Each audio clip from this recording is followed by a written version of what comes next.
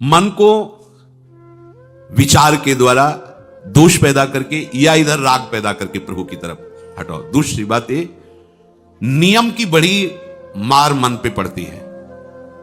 मन को मारने के लिए नियम का बहुत पालन करना जरूरी है। आप अपनी दिनचर्या ऐसी बनाएं, या गुरुजनों से जो पास हुई दिनचर्या, आपके पास प्रातः काल से शयन काल तक 1 मिनट भी खाली नहीं होना चाहिए। ये आप देख लो, जो अभी तक चर्चा हुई वो पूरे संसार में दोष दृष्टि करके भोगों के प्रति या प्रभु पे महत्व बुद्धि करके छोड़ दो, राग छोड़ो। वास्तविक कहीं सुख नहीं है। आप लोग देख लीजिए, विवेक से देख लीजिए, अभी तक सब वही करते रहे जन्म जन्मांतर। अब हमको मन की ये जो बलवान वृत्ति है, प्रमथन स्वभाव वाली वृत्ति है, इस पर अंकुश करना है। कैसे करना है? प्रातः काल जगने से लेकर शयन तक 1 मिनट भी आपका खाली नहीं होना चाहिए। आपकी दिनचर्या में होना चाहिए। नियमित दिनचर्या बनवा लीजिए या बना लीजिए अपने बड़ों से, अपने पूज्य जनों से पास। हमारी ये दिनचर्या जीवन में उसका उल्लंघन नहीं होना चाहिए। ऐसी दिनचर्या नहीं, कागज वाली दिनचर्या नहीं, आपकी वास्तविक दिनचर्या जो है वही होनी चाहिए। जिस समय जो आदेश हुआ है कार्य का, आपको उसी समय वही कार्य करना है। इससे मन तुम्हारा मरेगा। मन के अनुसार यहां क्या है कि रोज सुनते, आज नहीं सुनेंगे सत्संग, क्या है सुबह तक रोज वाणी पाठ में जाते, नहीं जाएंगे, 6 बजे तक सो रहे हैं, शाम की रात्रि तक, या ये ठीक नहीं। चलो आज ऐसा कर ले, नहीं ठीक नहीं, जो नियम दिया गया वैसे ही चलो। अगर नियम से चलोगे तो उससे लाभ क्या मिलेगा? एक तो परमानंद की तरफ बढ़ रहे हो, दूसरी बात आपका मन मरेगा। मन नियम से मरता है। इस मन का स्वभाव बदल जाएगा यदि आप नियमवर्ती बनोगे। नियमानुवर्तिता से मन आपके अधीन होगा। नियम बनाओ आप। नियम अगर आपने नहीं बनाया तो परमार्थ की चढ़ाई पर नहीं चढ़ सकते हो। परमार्थ में आज तक उसी को लाभ मिला है जो नियम से चला है। किसी ने पूछा किसी से कि क्या नियम है आपके, तो उनका हमारे संप्रदाय में तो नियम है ही नहीं। गजब की बात कह दी। यहां का जो नेम है वो प्रेम से शासित है। प्राण चले जाएं पर वो नेम छोड़ सकते हैं? देखो ना, मन क्रम वचन त्रिशुद्ध सकल मत, नेम नहीं है। जो अब कह रहे हैं उसी के अनुसार जीवन चलाना है। प्रियालाल के सुख का नेम, प्रियालाल के नाम जप का नेम, प्रियालाल। हमारे कोई नियम ही नहीं, मतलब खाओ पियो पड़े रहो केवल से। आप समझो, समझ के बोलो, ऐसे किसी को मत बोलो। परमार्थ में आज तक जिसको भी लाभ मिला है नियम से चलने वाले को प्राप्त हुआ है। इष्ट आराधना में जो जो आपको नियम मिले हैं उनमें शिथिलता नहीं होनी चाहिए, और बहुत काल तक एक नियम में चलने वाले को सिद्धि प्राप्त हो जाती है। जिस स्थान पर, जिस आसन पर, जिस समय पर जो मंत्र जितना, वो नियम होना चाहिए। ऐसा नहीं कि आज 20 माला जप लिया तो कल 10 माला जप कर लिया तो 2 दिन जपा ही नहीं फिर आगे, ऐसे नहीं होता। एक नियमानुवर्तिता। 5 मिनट का भी अंतर आपके नियम में जब नहीं पड़ने लगेगा, नियमित नियत समय, यह संतों में देखा गया है। 6 बजे उठना, 6 बजे शयन, 6 बजे उनकी जो दिनचर्या, एक दिन अगर देख लो तो दूसरे दिन तुम कह सकते हो इस समय ये साधन कर रहे होंगे, क्योंकि उनका नियम है, वो वैसे मिलेंगे। बड़े बड़े महापुरुषों में देखा गया है। ये 2 बजे के जगने का समय तो मतलब जैसे लगभग विषयी पुरुष सब सोते हैं, ऐसे लगभग जो भगवत प्राप्ति की लगन वाले साधु 2 बजे जग जाते हैं सब। ये नहीं कोई आश्चर्य की बात नहीं है, हमने देखा है। गंगा के किनारे जैसे ब्रह्म 2 बजे शुरू हो जाता है, कुआं से जल अर्चना और सब दिनचर्या, गंगा नहाने के लिए फिर जाना, बाद में यहीं से स्नान करके फिर बाद में गंगा स्नान करने जाना। जो अनियमित साधन करता है, यद्यप साधन अविनाशी, पर मन मरेगा नहीं, मन अधीन नहीं होगा, ध्यान रखना। अनियमित, नियमित, आज 1 घंटे बैठे, कल 30 मिनट बैठे, परसों 10 मिनट और फिर आगे बैठे नहीं 2-4 दिन, बिल्कुल नहीं। ऐसा नहीं। चाहे 10 मिनट से शुरुआत करो तो 11 होना चाहिए, कभी 9 नहीं होना चाहिए। और बार बार दिनचर्या का परिवर्तन नहीं होना चाहिए। मंत्र का परिवर्तन नहीं होना चाहिए, नाम का परिवर्तन नहीं होना चाहिए, खाने पीने का शयन का, जगने का बिल्कुल नियत समय होना चाहिए मन को वश में करने के लिए। ये जो लोग ने जब जहां जैसे आया चिड़िया की तरह चुनते रहते हैं, कुछ लोगों को तो देखा है, यहां तो शासन है, सत्संग में भी बोतल खोली, एक एक घूंट ऐसे थोड़ी थोड़ी देर पर, अरे मर थोड़ी जाओगे, अमृत बरस रहा भगवत चर्चा को, उसका पान करो। चिड़िया की तरह कभी ऐसे जेब में डाले, वो रंगीन पुड़ियों नहीं होती ऐसे थैली निकाला, भुजिया चवा दो, पानी ऐसे, मर थोड़ी जाओगे। एक बार भोजन डाल दो, प्राण पोषण होता रहेगा, एक बार नहीं, दो बार नहीं, इसके बाद ज्यादा ये नहीं होना चाहिए, थोड़ा ये पाया, थोड़ा वो पाया, थोड़ा प्रसाद में मिले प्रणाम कर लिया, जरा चख लिया, रख लिया, जब प्रसाद पाएंगे तब पा लिया। बार बार खान पान से भजन में विक्षेप पहुंचता है। अगर मन को मारना है, भगवत प्राप्ति करना है, तो खान पान का समय, शयन का समय मानो आप 9 बजे से 2 बजे तक, 9 बजे आप सैया पर होना चाहिए। 2 बजे आप सैया छोड़ ही दो, नींद आई हो या ना आई हो, इससे कोई मतलब नहीं। नियम सो नियम, ये नहीं आज रात में नींद नहीं आई तो आज सो लेते, नहीं, उठो तुरंत आपकी दिनचर्या।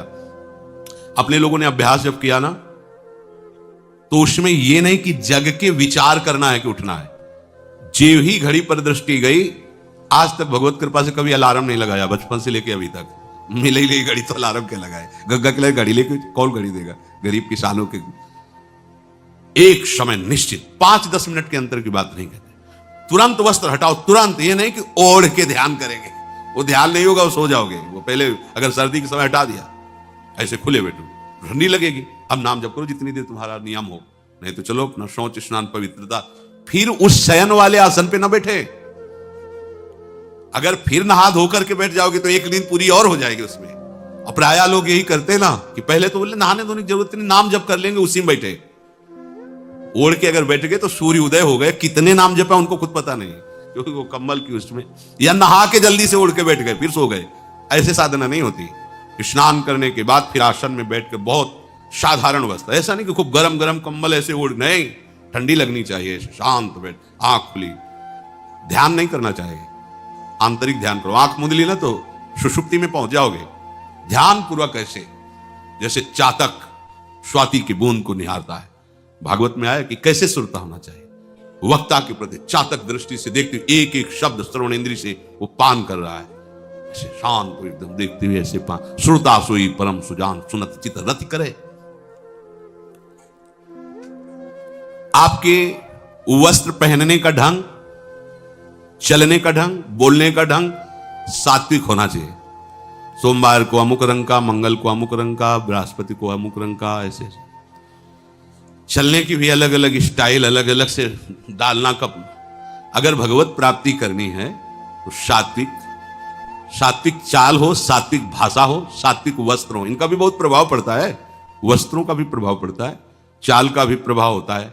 अभिमान की चाल देखना, छाती में हड्डी हड्डी पर फैला के चल रहे मानो सूरवीर है, हाँ, जांग में मांस नहीं है, केवल पैंटे दिखाई दे रहा है, बात ऐसा अभिमान है, ऐसे टांग चला मानो। ये सब नहीं, सात्विक वृत्ति से चलो, सात्विक कपड़े पहनो। ऐसा नहीं कि अब लाल ही पहनना है तो अमुक कंपनी का आना चाहिए, लाल रंग का या पीले रंग का। कितने का स्वेटर, बोले 1,70,000 का है। अपना जीवन सात्विक हो, सात्विक वस्त्र भी वस्त्र, और हमारा चलना भी सात्विक हो, हमारा बोलना भी सात्विक होना चाहिए।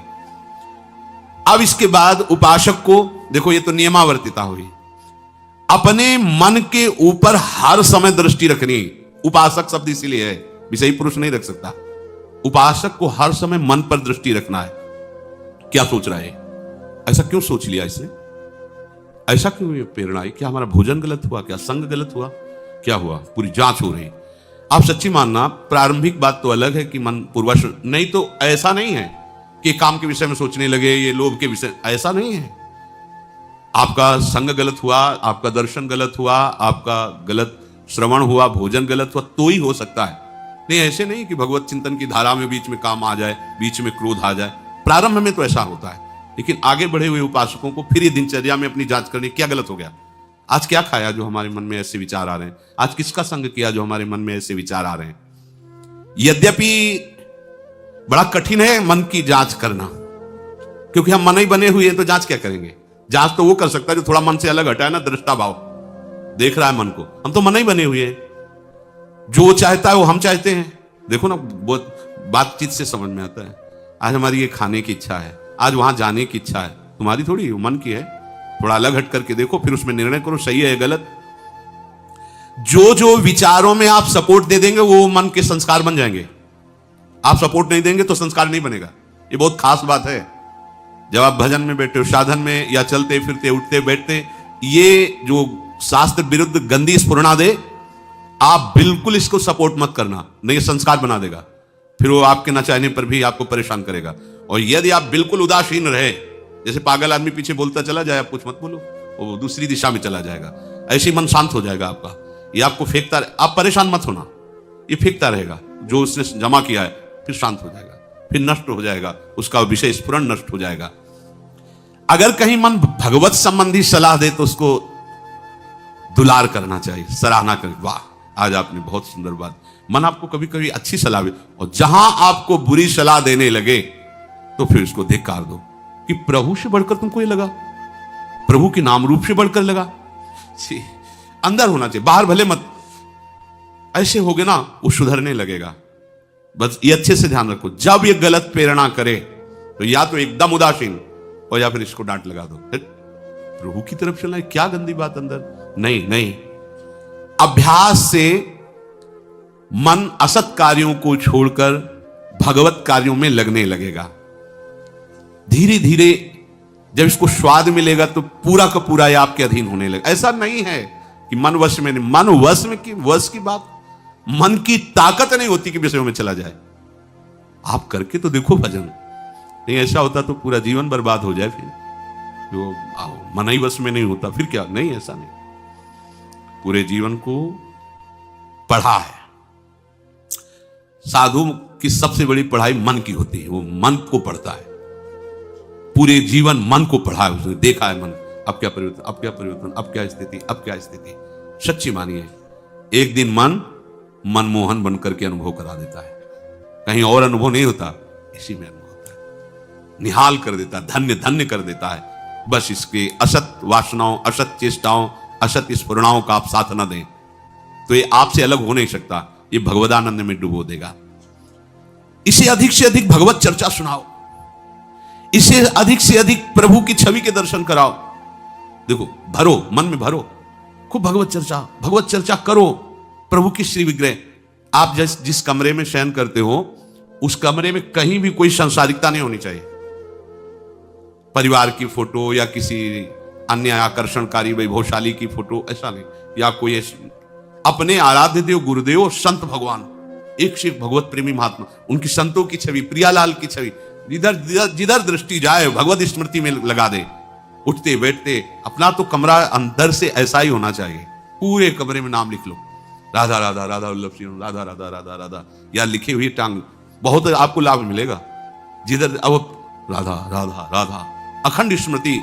और उस जो आपका वास्तविक साधन कक्ष हो, शयन कक्ष हो, अगर ऐसा हो जाए तो बहुत बढ़िया है। अन्य का प्रवेश ना हो, कोई भी हो, सदगुरुदेव की शिवा, आराध्य देव की शिवा, उसका आप देखना, इसका बहुत बड़ा प्रभाव होता है। कई बार इस बात का अनुभव हुआ कि जैसे बाहर मन विक्षिप्त हो गया किसी बात से, किसी उपासक से, और जे भी एकदम जैसे एकदम बदल गए व्यक्ति, और भजन बड़ी तीव्रता से होने, क्योंकि वहां परमाणु भजन के वो भागवती कक्ष होता है। इसके लिए भाई जी ने भी सावधान किया। अगर ऐसा हो जाए तो, मान लो असुविधा है तो कोई बात नहीं, अगर ऐसा हो जाए कि भगवत मार्ग के पथिक का जो वास स्थल है, जहां वो शयन करता है, बैठता है, उसमें संसारिक पुरुषों का प्रवेश ना हो। इसलिए हो सकता शब्द लगाएगा, एक ही परिवार में रहते हो, आप ऐसा झगड़ा करोगे कि हमारे कमरे में ना जाए कोई रिश्ते नातेदार या अन्य परिवार के सदस्य, कठिन हो जाएगा। अगर हो सकता हो तो भगवत प्रेमी महात्मा के शिवा, भगवत भजन करने वाले के शिवा प्रवेश न हो, तो आप देखोगे उस कमरे में ऐसी परमाणु आ जाएगी कि आपका मन वहां प्रवेश करते ही भजन में लगने लगेगा, बड़ी शांति का अनुभव होगा।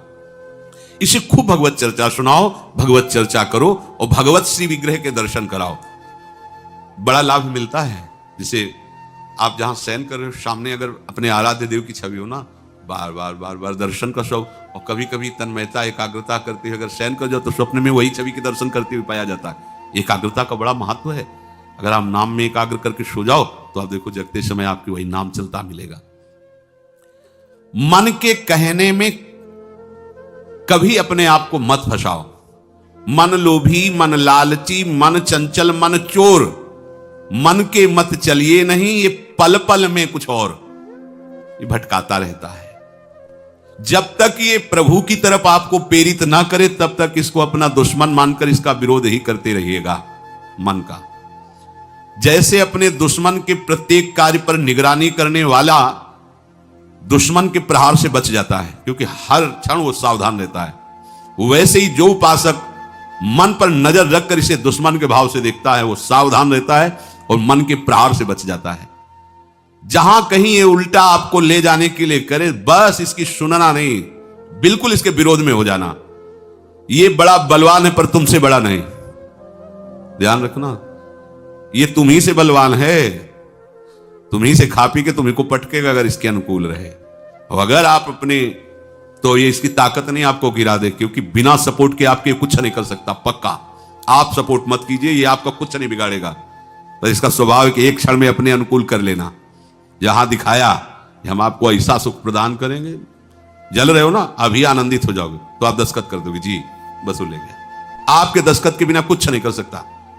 कई बार इससे उपासक को हारना होगा, क्योंकि बताया नहीं दस्तखत करवा लेगा, पर तुम साहस मत छोड़ना इसके परास्त करने का। सैकड़ों बार ये हराता है। सच्चा उपासक वही है कि गिर करके, हार करके भी उसको हराने का उत्साह ना छोड़े। ये हरा देता है, बहुत बार हरा देता है, क्योंकि पूर्वाभ्यासी बहुत दांव पेच जानता है, हमको अपने अधीन किए रहता है। कई बार तो ऐसे ढंग से हराता है कि समझे नहीं आता कि मुझे हरा रहा था क्या। जब हार गए तब लगता है हाँ हार तो गए, इसका मतलब हमको हरा रहा था। हिम्मत मत हारना, जीत तुम्हारी होगी, क्योंकि तुम प्रभु के सीधे अंश हो और ये तुम्हारी ताकत से बलवान हो रहा है। दृढ़ता से लड़ो तो दिन दिन तुम्हारा बल बढ़ेगा और मन का बल घटेगा, और यदि इसका सपोर्ट करते रहोगे तो इसका बल बढ़ेगा, तुम्हारा घटेगा। तुम इस पर जिस दिन विजयी हो गए तो ये मन न रहकर श्री कृष्ण हो जाएगा। पर ध्यान रखना, ये बहुत चतुर है, ये कभी डरवाएगा तुमको फिर अपने अधीन करेगा। ऐसा ही होता है, कभी फुसलाएगा, कभी लालच देगा, कभी बड़े सुख का प्रलोभन देगा, परंतु तुम इसके धोखे में मत आना, भूल कर इसका विश्वास न करना। अपनी हिम्मत टूटने न पावे, लड़ने में कमी ना होने पावे, इससे लड़ाई लड़नी।